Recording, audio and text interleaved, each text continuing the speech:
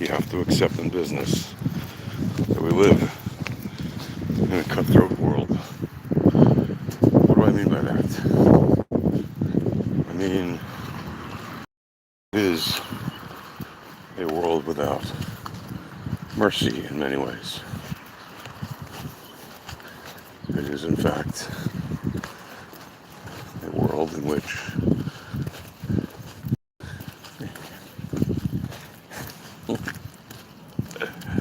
I love dogs. It is a world in which business is sometimes very brutal, and if you're running a business or managing part of a business, you have to realize that things don't always go as planned. Of course, you still have to make things right. So you have to plan for certain unfavorable outcomes.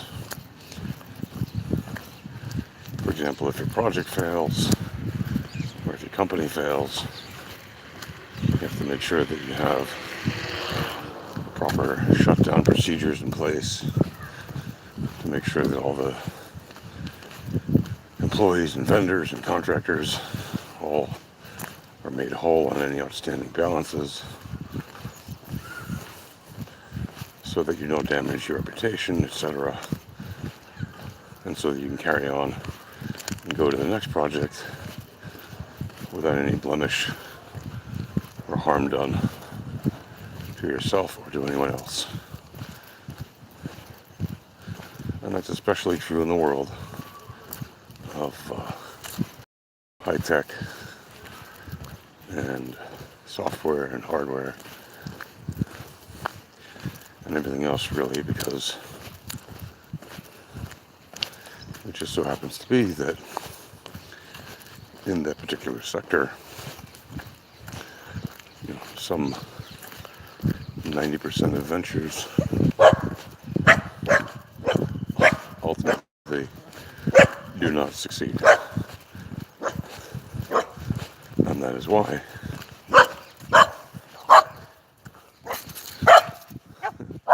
if you look at shows like Shark Tank, or those kind of shows, you'll find that about 90% of those ventures not only don't get investments from the sharks, but even the ones that do, many of those do not succeed. Even if they're successfully funded for a few years, many of them have, the entrepreneurs get bad deals from the investors. Basically, the business ends up being either owned in part or in whole by the investors, leaving the executives and the original shareholders, and the staff and everybody else effectively out of the positions that they had before, whether that's a loss of shares or a loss of jobs. And very often the investors either end up owning the business for a song and selling it to someone else for a small gain. And very often, if the company has any kind of viable competitors, sometimes that viable competitor will basically be the one to buy it for the pure purpose of merging it into their existing business and or just shutting it down. And that happens a lot too. And sometimes investors make that investment on purpose for that specific reason, because they know that they have a viable competitor lined up with whom they might even have an existing relationship, and they know that they can just take it and flip it into a sale once they own a majority of the voting power on the board, or a significant voting power on the board that is significant enough to turn any remaining votes necessary to do what they want and get rid of the company. This happens a lot, especially in tech, where it is a very fast-paced environment, and where ventures come into existence and go out of existence just as fast. It could be literally here today, gone tomorrow. Even if you have the greatest product or service in the world, sometimes the product's viability is undeniable in terms of its potential, but is denied in actuality because investors that are the ones who show the most interest are then the ones who ask for all kinds of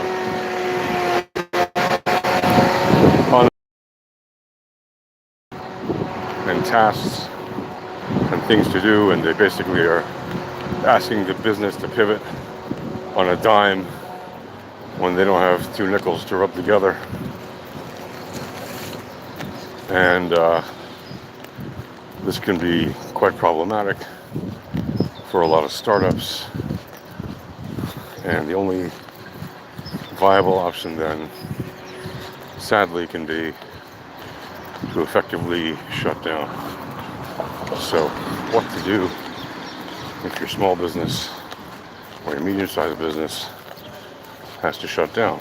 Well, like I said, you have to take care of all the outstandings, and you have to make sure all the tech is properly shut down. And that can be everything from shutting all of the digital services you may be subscribed to that are related to that business, canceling those subscriptions, whether it's information subscriptions or hosting or email services, file storage services, whatever it is. And of course, you have to download backups if you're the owner of the business to make sure that you have all the necessary information, and to keep backups of it, online and offline, just to make sure that for a period of time, depending on your jurisdiction, you have all the necessary information that you might need for any legal reasons or business reasons, etc. Shutting down a business may happen overnight, but very often the procedures can last a long time in terms of actually closing everything and making sure you don't leave any things open that might come back and bite you later. For example, if you don't close certain subscriptions, they might keep billing you even if your company is shut. And if they have your credit card information, they might just keep billing you unendingly. And you have to make sure that you have the authority to actually change that if there's some problem.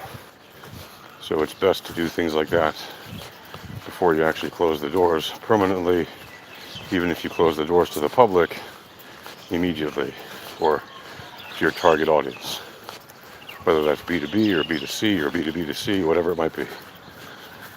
You want to make sure that you take care of all these loose ends, as it were, before you actually, can forget about it. Because otherwise, you can be surprised. It happens all the time. When you get a, hefty bill from some vendor, or even just a recurring bill that you weren't expecting on the next month's credit card statement for, an annual subscription or an annual hosting fee or annual services fee, whatever it might be. It could be a small bill, 10, 20 bucks, whatever. It could be hundreds or thousands of dollars, depending on what your services are that you've been subscribed to. So keep that in mind. I mention this because I see a lot of businesses come and go, and some are really amazing businesses. They didn't get the investment that they required to keep operating, which is a shame. And hopefully, those that do find themselves in this situation can manage to get themselves out of the situation by finding investments eventually, in which case they can reactivate their businesses, hire new staff or rehire old staff, whatever they need to do once they get the actual funding in place.